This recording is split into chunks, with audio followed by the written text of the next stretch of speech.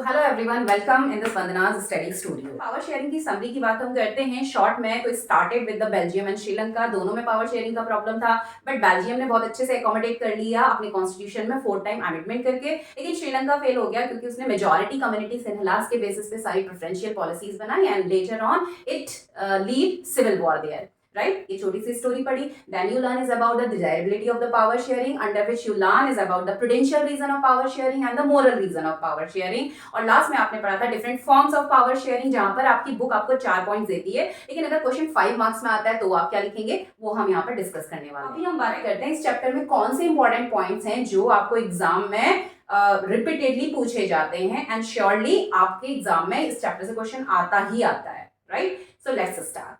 So here I have mentioned all the main points of the chapter.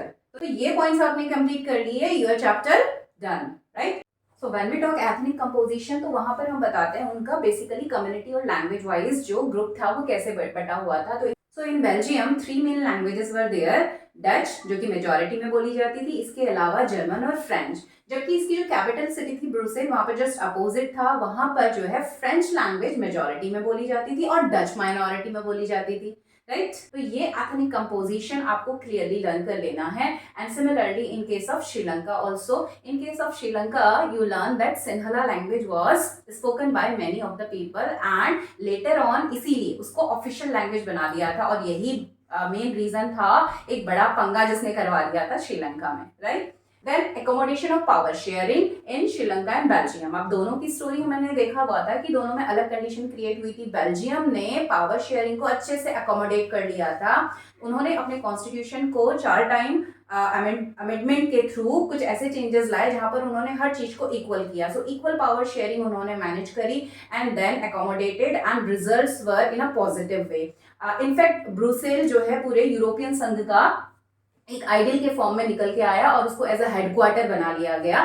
But in case of Sri Lanka, Sri Lanka fail हो गया। Power sharing वहां पर अच्छी नहीं थी, मेजोरिटिनिज्म वहां पर काम कर रहा था, जिसने फाइनली सिविल वॉर को लीड किया था। ठीक है, एंड थर्ड इंपॉर्टेंट टॉपिक जो आपको रेडी करना है, मेजोरिटिनिज्म इन श्रीलंका। तो ये एक इंपॉर्टेंट टॉपिक है और इस इंडिविजुअल टॉपिक में आपके ये तीनों चीजें आपको याद रखनी है। फर्स्ट, मेजोरिटिनिज्म का मीनिंग क्या है? You know that majoritarianism which is more in numbers. और जो मेजोरिटी ग्रुप की हम बात कर रहे हैं उसी के अकॉर्डिंग जब हम रूल रेगुलेशन बना रहे हैं उसको एज अ प्रेफरेंशियल पॉलिसी के फॉर्म में अप्लाई करने लगते हैं।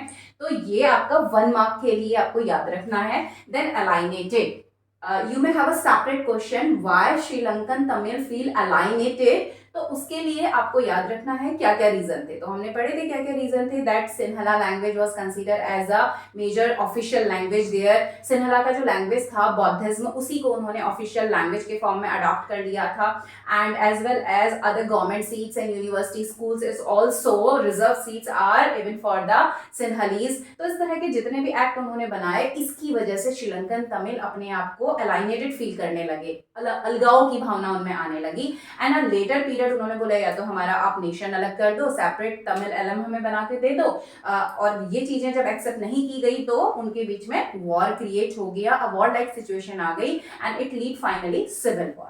Right, civil war is a condition जब कंट्री के अंदर ही वॉर लाइक सिचुएशन बन जाती है। और यही civil war as a effect है। अगर हम बात करते हैं सिविल वॉर इफेक्ट की, मेजोरिटिनिज्म के इफेक्ट के फॉर्म में हमें क्या दिखाई दिया? सिविल वॉर दिखाई दिया। पीपल और the Tamils were unsatisfied and finally it leads civil war in Sri Lanka। and because of civil war जो वहाँ की इकोनॉमी थी, इकोनॉमिक सेटबैक वहाँ पर आया और साथ ही साथ वहाँ पर सिविल वॉर की वजह से बहुत ज़्यादा पैथेटिक सिचुएशंस आ गई थी, even the shortage of food also. तो ये सब कुछ अंडर द इफेक्ट आएंगे। तो here we are discussing in a very short, ठीक है, आप ऑलरेडी पढ़ चुके हैं बट शॉर्ट रिव्यू हम यहाँ पर कर रहे हैं।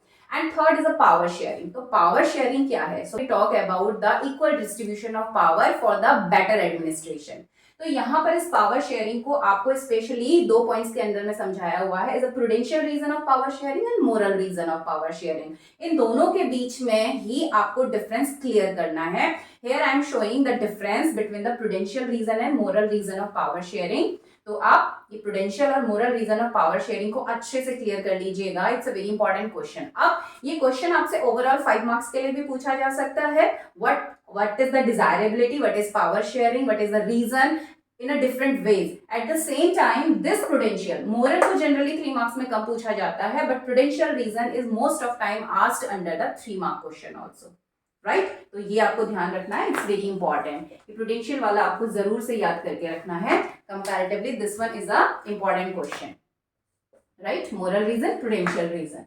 Next is about the different forms of power sharing. अब पावर शेयरिंग आपने पढ़ लिया तो डिफरेंट फॉर्म्स आप अपनी अर्लियर क्लासेस से भी करते आए हैं. यहाँ पर आपको वो फॉर्म्स दिखाए हुए हैं. फर्स्ट एज द, मैं आपको साथ में यहाँ पर स्लाइड दिखा रही हूँ, that is vertical division of power sharing, horizontal division of power sharing among the different political parties, pressure groups and movements. तो ये different forms of power sharing है जो आपको clearly learn करने हैं. अब आपके NCERT में ना basically 4 points दिए हुए हैं. अगर separately आपसे क्वेश्चन पूछा जाता है 5 marks के अंदर तो आपको 5 point mention करने होंगे, तो आप उसी को bifurcate करके लिख सकते हैं. यानी power sharing as the among the different organs of the government, where we talk is about the legislature, executive and judiciary.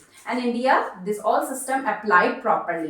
Second is the vertical division of the power sharing, which is known as the federal division of power sharing. जहाँ पर हम government को divide करते हैं कैसे, is a central government, state government and local government, right? Third is the power sharing among the different political parties. तो equally सबको chance मिल सके, वो भी एक फॉर्म ऑफ पावर शेयरिंग है. तो डिफरेंट पॉलिटिकल पार्टीज बना करके हम इसी पावर शेयरिंग के स्प्रिट को मेंटेन कर रहे हैं. Number 4 is power sharing among the different communities also, जहां पर हम रिजर्वेशन प्रोवाइड करते हैं weaker section of the society को, कि उनको भी इक्वल चांस मिले, इक्वल अपॉर्चुनिटीज मिल सके. And last could be the power sharing as among the different social groups also. तो 5 मार्क्स में 5 पॉइंट्स आपके हाईलाइट होते हैं, तो एज अ एग्जामिनर हमें वो कॉपी क्लियर लगती है एंड ठक ठक ठक 5 मार्क्स इजीली आ जाते हैं. राइट, एंड लास्ट जब आप इस फॉर्म्स ऑफ पावर शेयरिंग को पढ़ेंगे तो इसमें जो horizontal division of power sharing है, where we learn is a legislature, executive and judiciary. तो इस सिस्टम को चेक एंड बैलेंस सिस्टम भी बोला जाता है. क्यों बोला जाता है? बिकॉज अगर हम horizontal division of power sharing की बात करते हैं, so in that horizontal form of power sharing, horizontal यानी ये वाला division, right, it is known as the organs of the government. This is also known as a horizontal. आपसे 1 mark question में भी पूछा जा सकता है, do the what is a horizontal division, what is a federal division, what is a vertical division. MCQ में भी इसको मार्क किया जा सकता है.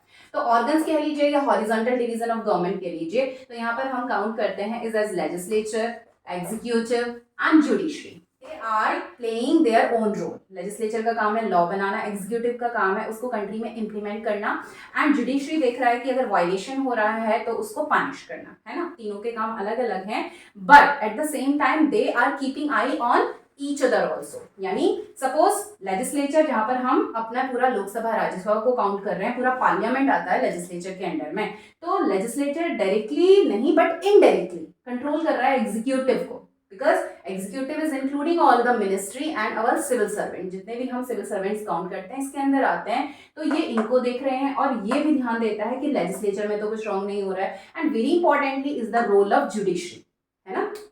तो जुडिशरी इसको भी लुक आफ्टर करता है, इसको भी लुक आफ्टर करता है. यानी किसी मिनिस्टर्स के अगेंस्ट कुछ प्रॉब्लम होती है तो भी केस कहाँ जाएगा, कोर्ट में जाएगा. अगर एग्जीक्यूटिव के अगेंस्ट कुछ करप्शन केस आ जाता है तो भी उसको कौन डील करेगा, जुडिशरी डील करेगी. So they all are playing their role separately, but still in case of such issues और प्रॉब्लम्स कैन हैव, और we can say keep an eye on each other. तो यही सिस्टम हमारा check and balance system है. Here I am showing this check and balance system also. तो आप screenshot ले सकते हैं. मेन जो मैं आपसे पीपीटी शेयर कर रही हूँ, यानी जो मेन इंपॉर्टेंट पॉइंट्स है उसको मैं डिटेल भी आपको यहाँ पर शेयर कर रही हूँ. So these 5 points are important topics, और यही 5 पॉइंट्स में आपका ओवरऑल चैप्टर समराइज हो जाता है. आप इन 5 पॉइंट्स को कंप्लीटली अंडरस्टैंड कर लीजिए, रिवाइज कर लीजिए, और आपका ये चैप्टर रेडी हो जाता है आपके बोर्ड एग्जाम के लिए. और इस चैप्टर से क्वेश्चन आपका आना ही आना है, राइट. और इंपॉर्टेंट टॉपिक्स मैंने शॉर्ट्स में भी मार्क्ड किए हुए हैं as an a form of text. आप उसको भी चेक करके रिवीजन के लिए यूज कर सकते हैं. तो मिलते हैं दोबारा अगले चैप्टर के साथ important topic. One more thing is there, यहाँ पर अपने वीडियोस के थ्रू हम आपसे शेयर करते जाएंगे जो फर्स्ट 10 इंपॉर्टेंट चैप्टर्स हैं आपके आउट ऑफ 20 चैप्टर्स में से, जो 10 इंपॉर्टेंट चैप्टर्स हैं उसके मेन पॉइंट्स मैं आपसे डिस्कस करने वाली हूँ, जो कि एग्जाम के लिए बहुत इंपॉर्टेंट है. उन 10 चैप्टर्स को कंप्लीट करने के बाद हम बाकी के बचे हुए चैप्टर्स में आएंगे, राइट। मिलते हैं दोबारा अगले चैप्टर के इंपॉर्टेंट एंड सेंट्रलाइजिंग पॉइंट्स के साथ। तब तक के लिए स्टे ट्यून, बाय बाय।